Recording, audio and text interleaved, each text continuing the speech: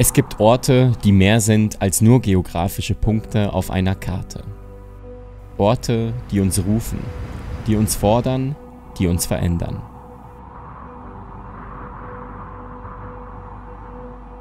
Fontainebleau, ein uralter Wald aus Sand und Stein, 50 Kilometer südlich von Paris. Hier tanzen Schatten über Sandstein. Hier kämpfen Hände um Halt. Hier fliegen Körper durch Räume, die die Natur seit Jahrtausenden formt.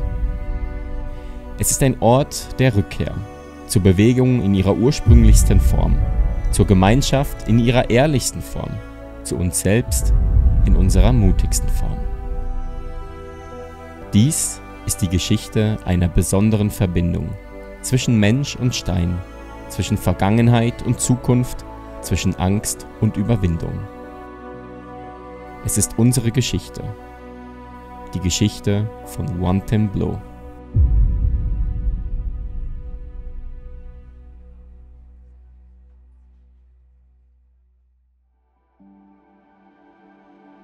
Der Forêt de Fontainebleau, seit dem 19. Jahrhundert ein magischer Ort für Kletterer. Hier, auf weichem Sand, suchten die ersten Blosar ihre Routen über die Sandsteinfelsen. Anfang des 20. Jahrhunderts entwickelte ein französischer Marineoffizier Georges Hébert ein revolutionäres Trainingssystem, die Méthode naturelle. Bewegung in und mit der Natur. Beobachtungen indigener Völker und ihr freier Umgang mit dem eigenen Körper inspirierten ihn. Sein Leitsatz: Être fort pour être utile. Jahrzehnte später, in den Pariser Feuerwehrkasernen, wurde wohl nach ähnlichen Prinzipien trainiert. Hier trainierte auch Raymond Bell, ein Ausnahmeathlet und hochdekoriertes Mitglied der Pariser Feuerwehr-Eliteeinheit. Ob die Méthode naturelle ihn direkt geprägt hat? Wir wissen es nicht mit Sicherheit. Aber was wir wissen, ist, dass Raymond Bell weit über den Dienst hinaus trainierte und sein Wissen weitergab an seinen Sohn und dessen Cousins, David, William, Chao und Fong. Mit weiteren Freunden entstand daraus das erste Parkour-Team, die Yamakasi. In den grauen Vorstädten rund um Évry und Lys begannen sie, die Mauern ihrer Umgebung mit neuen Augen zu sehen. Mauern wurden zu Herausforderungen und Dächer zu Möglichkeiten. Die Straße zu einem einzigen, endlosen Trainingsplatz. Was als familiäres Training begann, wurde zu Bewegung. Parkour. Ich habe so im Jahr 2000 mit Parkour angefangen. Ich habe den Film Yamakasi gesehen mit einem Freund zusammen. Wir haben ihn aus der Videothek ausgeliehen, weil uns irgendwie das Cover gefallen hat. Dann sind wir erstmal alleine rausgegangen und haben versucht, die Bewegungen nachzumachen. Ziemlich am Anfang schon direkt im Landschaftspark angefangen zu trainieren in Duisburg. Das war quasi so unser Ort, wo wir immer hingefahren sind, um da Parkour zu trainieren am Anfang. Also sehr urban, in der Stadt, Stahl, alles rostig, gar keine Natur eigentlich. Als wir das erste Mal dann nach Lys gekommen sind, 2003, da sind wir dann mit Thomas und Steven in Lys gewesen. Und die haben irgendwann, nachdem wir so die ersten 2 Tage in der Stadt trainiert haben und auch wirklich schon harten Muskelkater hatten, weil es viel mehr Krafttraining war, als wir dachten, haben die gesagt, ja, lass mal in den Wald gehen trainieren. Und wir waren so, nee, wir haben echt keine Lust, in den Wald zu gehen. Lass uns doch hier in der Stadt, hier sind so viele coole Sachen, die wir schon in den Videos gesehen haben. Thomas hat darauf bestanden, so, ey, geht bitte mit in den Wald, das ist was ganz Besonderes und das ist mega cool. Und dann haben wir uns überreden lassen, aber der musste wirklich lange auf uns einreden. Was in der Natur begann, hatte in der Stadt seine Form gefunden. Doch der Kreis sollte sich schließen. Die ersten Trasseure aus dem deutschsprachigen Raum entdeckten Fontainebleau. Und damit beginnt die Reise. Und dann sind wir halt in den Wald gekommen und der Wald war Fontainebleau. Da waren überall diese riesigen Steine und wir waren einfach so, was ist das hier? Das sah aus wie in so einem Märchenwald. Und es waren überall Sprünge, man konnte sich überall bewegen und es war einfach ein mega cooles Erlebnis. In den nächsten Jahren formten sich aus ein paar deutschsprachigen Parkour-Teams eine neue Community, Parkour One. Im gegenseitigen Austausch erzählten wir uns von einem gewaltigen Waldgebiet in Frankreich, einem riesigen Parkour-Spot. Und wir fanden den perfekten Ort, um uns als Gemeinschaft zu treffen und unsere Leidenschaft auszuleben. Fontainebleau bot genau das, was wir brauchten. Neue Herausforderungen. Keine Betonkanten, sondern organische Formen, die ganz neue Bewegungen forderten. Dieser Kontrast zur Stadt hat ein Bedürfnis ausgelöst, immer wieder zu diesem Ort zurückzukehren. Zu den Ursprüngen unserer Bewegungskunst. Der Wald, der einst die Kletterer inspirierte, wurde nun zum Spielplatz für eine neue Generation. Man ist viel mehr beim Körper, beim Geist und man ist nicht extrem an die Leistung gebunden. trainierst einfach auf ein Ziel her und es ist nicht gesagt, wenn das Ziel kommt. Und wenn das erreicht ist, dann hast du wieder das nächste Ziel. Der Urtrieb, sich überhaupt zu bewegen. Der Mensch definiert seinen Freiraum mittels Bewegung und Parkour hilft dir einfach zu erweitern. Die Frage, wenn ich das erste Mal in Fontainebleau war, ist gar nicht mal so einfach, weil ich bin nicht mega gut in den Jahreszahlen. Aber das muss irgendetwas 2006 rum sein. 2006, vielleicht 2007. Das erste Mal auf Fontainebleau war 2007. Das erste Mal hier und trainiert haben. Und die ersten paar Mal ist es so 5, 6 Nasen, richtig geiles Training im Wald. Prägende Erlebnisse sind tatsächlich auch hier beim Elefant. Da hinten hat es zum Beispiel ein Loch, das man durchschnacken kann, wenn man noch durchkommt. Wir hatten hier ein paar neue Sessions, mitten in der Nacht, und am nächsten Tag gesehen, wo dass man eigentlich letzte Nacht durch ist. Sternschnuppen in der Nacht anzuschauen, mit praktisch keine Lichtverschmutzung. Also ich habe ganz eine romantische Vorstellung, oder respektive ganz romantische Erinnerung an Fontainebleau, vor allem an die ersten Mal.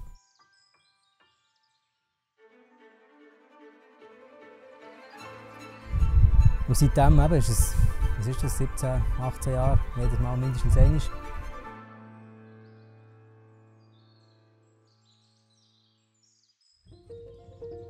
Jahr für Jahr kehren wir zurück. Mit alten Hasen und neuen Gesichtern. Mit Coaches, Schülerinnen, Neugeborenen und ganzen Familien. Zu den gleichen Felsen. Und doch ist es jedes Mal alles anders. Fontainebleau ist längst mehr als ein Trainingsort. Es ist ein Ritual, ein Wiedersehen, ein fester Punkt in einer Welt, die sich ständig wandelt. Hier verdichten sich Generationen, Geschichten und Gemeinschaft. Und mit jedem Jahr wächst, was uns verbindet.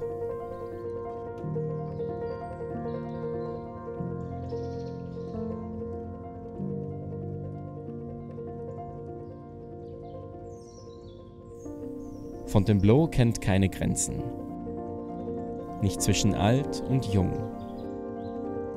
Nicht zwischen Stilen, Generationen oder Philosophien.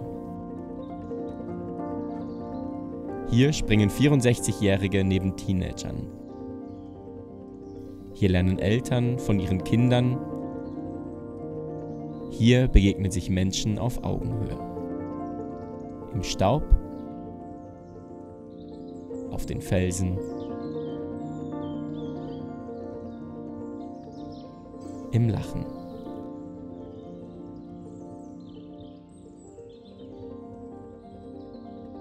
Für Isabel ist Blo ein Ort, an dem Alter keine Rolle spielt, wo die Freude an der Bewegung alle verbindet. Ja, also ich heiße Isabel Blank, ich bin 64 und ich habe seit 5 Jahren im Parkour Senior in Münsingen meine Parkour-Karriere fortgesetzt. Ich habe schon mal 3 Jahre vorher angefangen, aber einen Beinbruch gehabt und so das Gefühl gehabt, ist echt das? Aber gleich das Herz hat immer so ein bisschen für Parkour geschlagen. Ich komme jetzt zum 3. Mal auf Fontaine in einer tollen Seniorgruppe mit allen anderen Jungen auch noch dabei. Und Fontaine ist für mich so frei sein, mich einfach nur ausschließlich Parkour widmen und den Kollegen und den Freunden und das Zusammenleben geniessen und wirklich eine Woche für mich. Das ist mega cool, wirklich. Gleichzeitig wächst eine neue Generation heran. Kinder und Jugendliche, die mit und in Fontainebleau aufwachsen. Für sie sind die Sandsteinfelsen nicht fremd, sondern vertraut wie ein Spielplatz.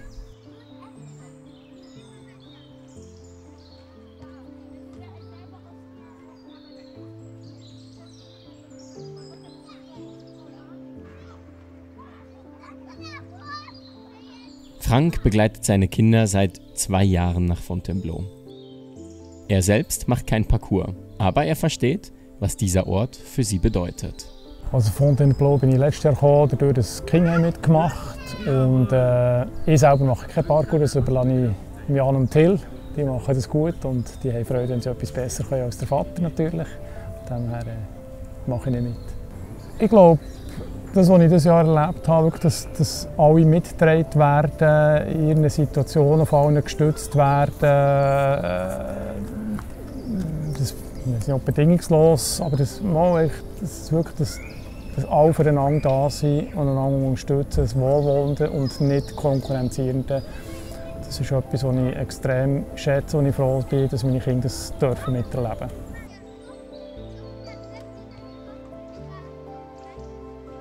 Sie lernen sich einschätzen, lernen Sprünge einschätzen, können ja Nein sagen, schon daheim immer das Thema. Das heisst, ja, da muss ich jetzt, sonst bekommen wir wieder etwas zu hören. Dann sage ich immer, nein, ich glaube, da bekommen wir gutes Feedback, wenn ihr mal irgendwo Nein sagt. Und wenn man dann auf einem Video sieht, was sie kumpelt sind, dann kann man sie dann loben, kann man auf die Schulter klopfen und im stillen Frost ist nichts passiert.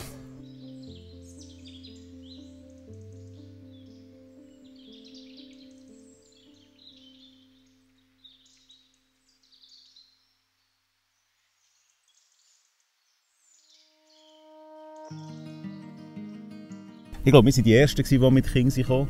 Und wahrscheinlich auch die Ersten, die Kinder hatten. Grüß ans Alter.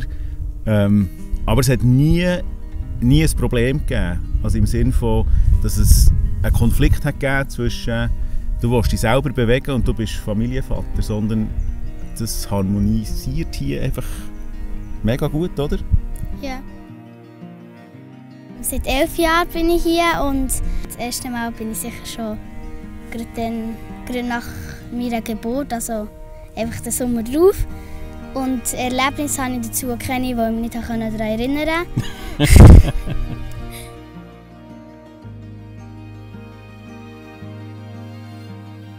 Es ist immer wieder cool, in der Natur sich zu bewegen und über die Steine zu kumpen und coole neue Challenges und man merkt auch, wie man Fortschritt macht. Und auch für Ramon und Silvana, die schon seit über 18 Jahren nach Fontainebleau kommen, von Beginn an dabei waren, ist seit ein paar Jahren etwas anders. Sie sind mit ihrem Sohn hier. Das ist natürlich Silvana, die mit dem Niall mehrheitlich jetzt hier unterwegs ist, weil er immer noch so klein ist mit 2. Wenn irgendetwas ist, geht er mehrheitlich zu Silvana. Aber es ist dem Niall gefällt und hat auch gute Leute, die er mit trainieren kann. Sonst ist es natürlich krass gesehen, wie er jetzt schon mit 2 einfach alles macht, nachmacht, schauen, nachahmen.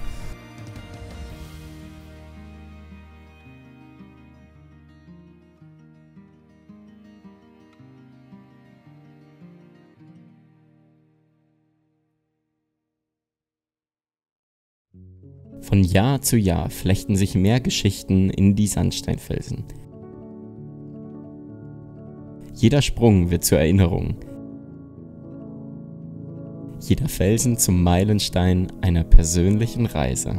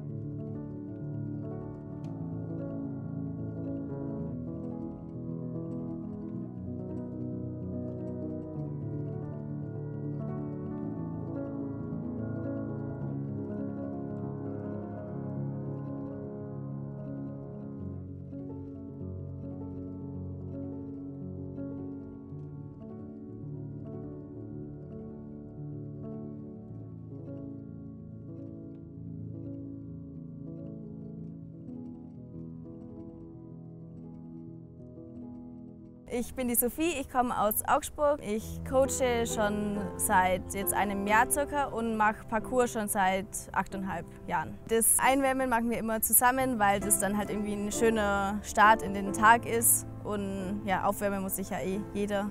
Dann ist es irgendwie auch ein gutes Gemeinschaftsding, was wir dann immer zusammen machen. Fontainebleau ist weit mehr als Training. Es ist geteiltes Leben.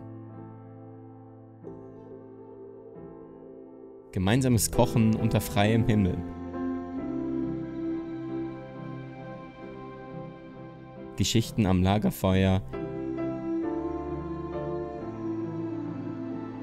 Lachen unter Sternen.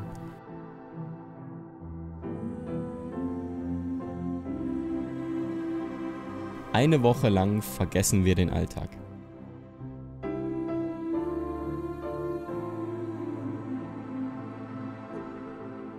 Eine Woche lang sind wir nur hier, im Moment, mit Menschen, die die gleiche Leidenschaft teilen.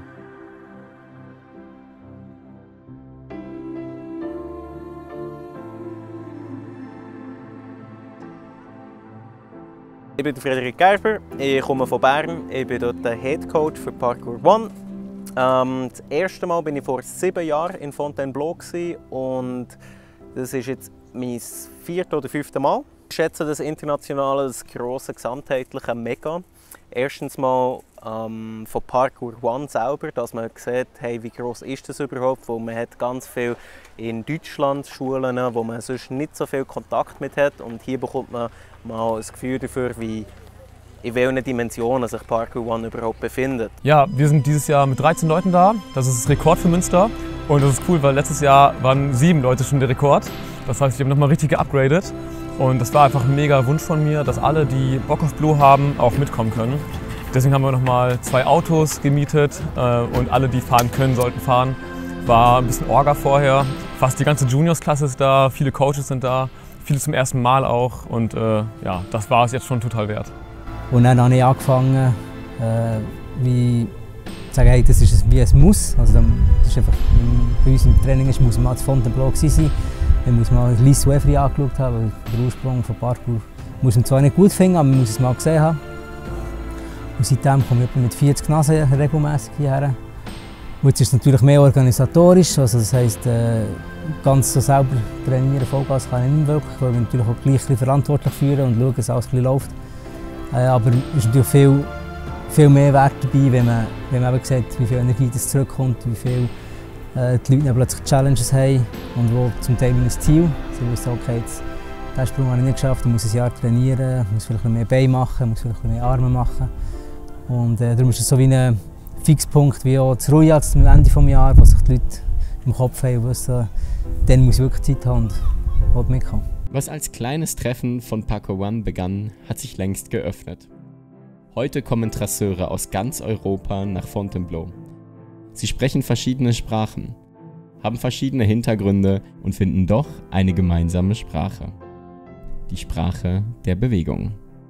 Hier in Fontainebleau ist es halt super cool, weil einfach auch Leute zusammenkommen, die aus Berlin weggezogen sind. Ein paar Leute sind auch ins Ausland gezogen. Und dann treffen wir uns quasi in Fontainebleau eben ja, einmal im Jahr wieder und springen zusammen durch die Gegend. Es ist einfach so eine coole Opportunity, auch mit den Leuten zu connecten. Halt, ich habe lustigerweise hier die Leute aus München erst kennengelernt, weil ich komme aus der Nähe von Nürnberg, und dann irgendwie die Münchner in Frankreich kennenzulernen, ist halt auch abgefahren. Ist halt eine nice, familiäre Atmosphäre. Aus der gemeinsamen Zeit entstehen im Camp eigene Rituale. In Blo existiert das Ritual der goldenen Milch. Das hat sich so verselbstständigt. Wir haben angefangen, einfach nach den Trainings so die goldene Milch, das ist ja einfach so ein Kurkuma-Drink, den du warm machst. Und so ja, 3 Jahre später haben wir den Kult der goldenen Milch gegründet. Wir haben das Symbol Milch für die Gains. Und ja, es gibt den gesegneten Holzlöffel, die gesegnete Kelle und den Topf. Und der ist einfach dazu da, die Gruppe zusammenzubringen, so ein bisschen geheimnistuerisch den Mythos voranzutreiben und einfach eine geile Milch zu trinken. Klar, es ist so ein bisschen übertrieben, aber ist alles, glaube ich, Spaß und ironisch. Deswegen zelebrieren wir das. Und das läuft so weiter. Ne? Zu mir kommen Leute, die ich gar nicht so richtig zuordnen kann und sind so, ey, Milch für die Gains. Und ich bin so, wie cool ist das denn? Und auch die Feuerschau ist ein riesiges Highlight, organisiert von Johanna Hanu. Hallo! Schön, dass ihr da seid. Ich bin einfach nur happy, dass so viele da sind. Parkour One das jedes Jahr wieder organisiert.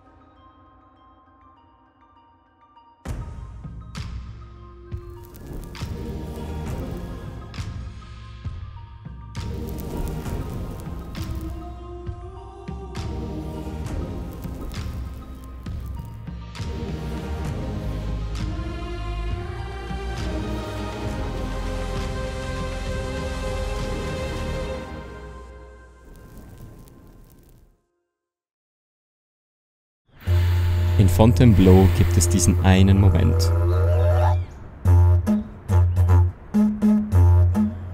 Den Moment vor dem Sprung.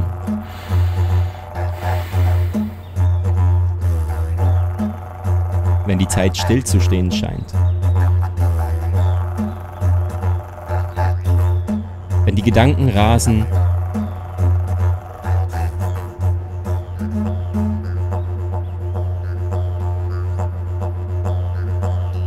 Wenn der Körper zwischen Flucht und Kampf schwankt.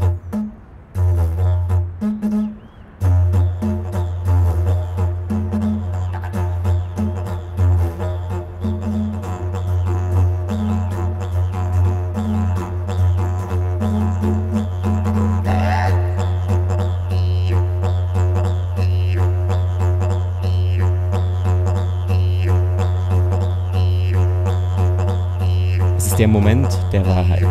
Der Moment, in dem wir uns selbst begegnen.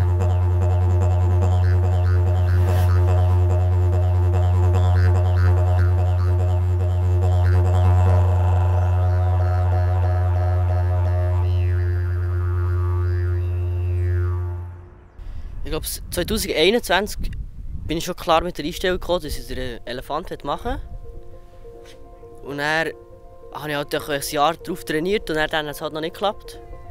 Und das habe ich halt mental schon mitgenommen. Und ich glaube, wenn man mental nicht 100% parat ist, dann soll man es auch gescheiter lassen. Sonst gibt es dann einen Unfall. Was ich viel mache, ist auch, dass wir im Kopf einfach vorstellen. Im Kopf mir wie mich vorstellen, wie ich kumpe, also wie ich gehe, wie ich Vollgas gehe, wie ich kumpe, wie ich lande und dann bin. Ja, und dann muss man einfach wie wirklich noch die Barrieren im Kopf können einfach überwinden. Wie das Vertrauen haben, einfach, dass man es kann und dann gehen.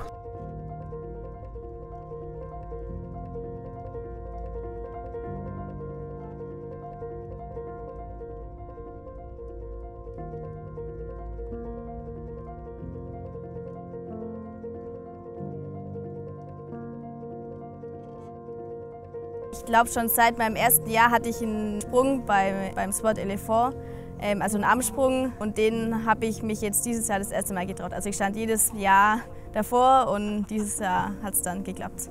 Fontainebleau wird zum Fixpunkt im Jahreszyklus. Man kehrt zurück mit offenen Challenges vom letzten Jahr. Man trainiert ein Jahr lang darauf hin. Man wächst. Manchmal braucht es Jahre, um eine Challenge zu meistern.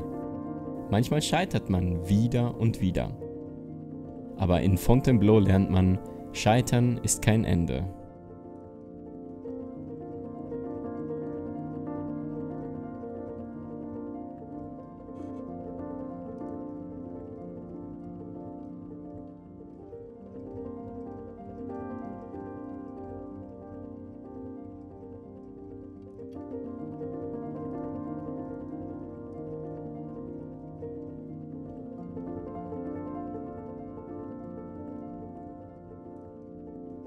Und heute sind wir an einem Spot, wo wir vor 3 Jahren das erste Mal waren. Und eine Challenge, die wir einfach mit Leichtigkeit geschafft haben. Und haben gesagt, hey, vor 3 Jahren haben wir das noch nicht können und es ist so lässig. Man merkt wirklich Fortschritte, die wir machen, wo du im Jahr nicht immer so merkst, was du für Fortschritt machst. Aber gerade wenn so etwas ist, siehst du, mal, wir erreichen etwas auch mit kleinen Steps, Baby-Steps, aber es sind Steps. Und das ist total lässig. Die Challenge ist unendlich hier. Alle Jahre ist das ein paar, die du eigentlich hast, machst du und dann kannst du abhäkeln. Und die sind heftig, und dann denkst du, ja, vielleicht in 2 Jahren wieder. Diese persönlichen Challenges schaffen zwischen uns unvergessliche Momente. In jedem Scheitern und in jedem Schaffen verschmelzen unsere Geschichten zu einer einzigen. Eine Freundschaft vertieft in der Erfahrung gemeinsamer Überwindung. Das ist auch der Grund, weshalb ich auch immer wieder komme. Es ist echt Fakt mit den Leuten hier. Es ist eine super Atmosphäre, man kann so viel cooles Zeug machen. Es ist aber auch gleichzeitig mega gemütlich. Es ist ja, Natur pur. Also wir haben mal mit sehr wenigen Personen hier in Fontaine angefangen. Ich kann mich erinnern, wir waren das 5. hoch, wir waren maximal das 10. hoch. Und er hat so das eine zum anderen geführt. Ich glaube, es ist einfach eine unheimliche Energie. Und Leute gehen her, wo es Energie hat. Und das ist Narrow Repetition is the key. Doch geil, die meisten wachsen über ihre Grenzen hinaus und ja, es ist auch super einfach, hier neue Freunde zu finden. Nice Community.